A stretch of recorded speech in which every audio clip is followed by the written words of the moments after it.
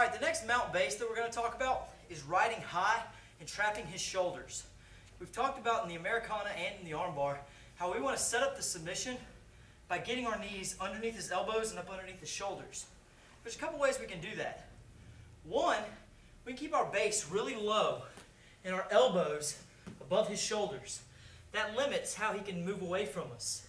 Also, I like to bug the neck like we talked about. Whenever I'm bugging the neck, I can bug the neck, and as he's moving, I just drive my legs up a little bit higher, okay? That allows us to move up higher on his chest. I eventually want to be sitting directly on his sternum with both of my knees up under his shoulders. His arms are going to look like this over his head. That's when I have a high mount. People call it riding high, sitting high, high mount, whatever you want to call it. So we're here, and James wants to get out from underneath mount, so he's going to try that knee to elbow escape. When he does, I'm going to take this knee, push it up behind his shoulder. I like to hold the head and pull it to either side to bug the neck, but I drive back down. When he goes the other way, I go to the other side until literally I am sitting in a high mount.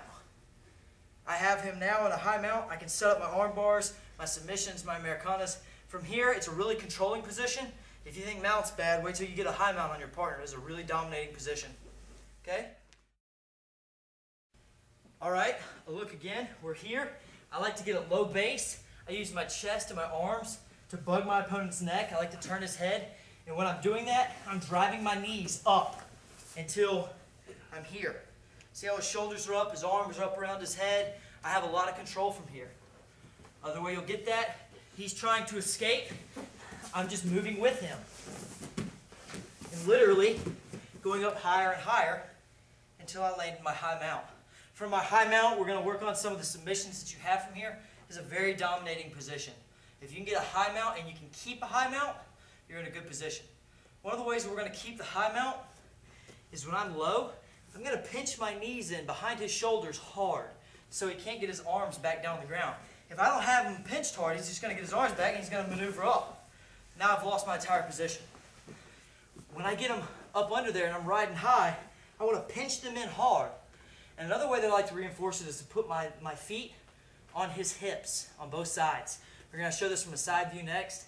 But I like to get here, leave my base really low, and now, even if he tries the bridge and roll, or if he tries to bridge up, if he tries to bridge, literally all he's going to do, go ahead, is just lift my weight. But since my weight is on his chest, he's not going to be able to throw me off of it. All right?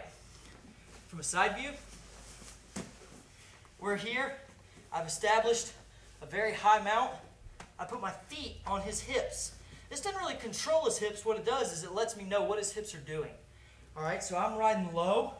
I've got my base out wide. He goes to throw me off with his hips.